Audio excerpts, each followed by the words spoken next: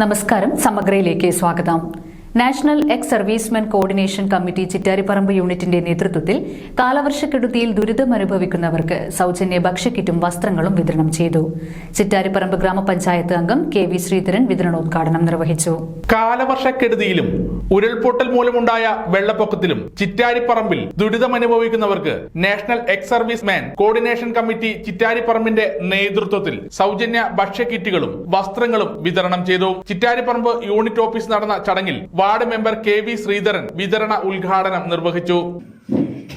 അതിൻ്റെ അകത്താണെങ്കിൽ ഏകദേശം ഒരു 50ഓളം വീടുകളിലുള്ള എല്ലാ വീട്ടുകളും നഷ്ടപ്പെട്ടു വച്ചിട്ടുണ്ട്.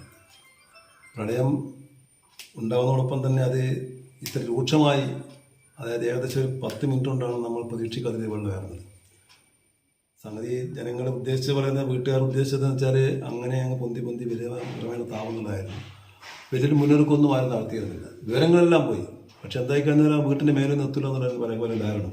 അപ്പോൾ അങ്ങനെയാണ് ഏകദേശം സൺഷൈൻ്റെ ഹൈറ്റ് വരെ വെള്ളമെത്തിയ സ്ഥിതി ഉണ്ടായി വീട്ടുകളിലൊക്കെ. പല വീട്ടുകളിലും എന്ന് പറഞ്ഞാൽ ഒരു ഉടുതുണിക്ക് മറുപടിയില്ലാത്ത വീടുകളുണ്ട്. സാമ്പത്തികമായിട്ട് കുറച്ച് സാമ്പത്തിക നിലയിലുള്ളവരൊക്കെ ഇതിൻ്റെ കൂട്ടത്തിലുണ്ട്. അവർക്കാണെങ്കിലും എന്ന് പറഞ്ഞാൽ ലക്ഷക്കണക്കിന് രൂപയുടെ വീട്ടുപകരണം നഷ്ടപ്പെട്ടിട്ടുള്ളത്. വീടുകൾക്കാണെങ്കിൽ ഏകദേശം 8 വീടുകൾ പൂർണ്ണമായി താറുന്ന ഒരു panchayat. Unit president OC Sankaranarayanan അധ്യക്ഷത വഹിച്ചു. മിനിമം ഒരു 30 കോടി രൂപയുടെ നഷ്ടമാണ് പഞ്ചായത്ത് ഇപ്പോൾ റിപ്പോർട്ട് ചെയ്യപ്പെട്ടുള്ളത്.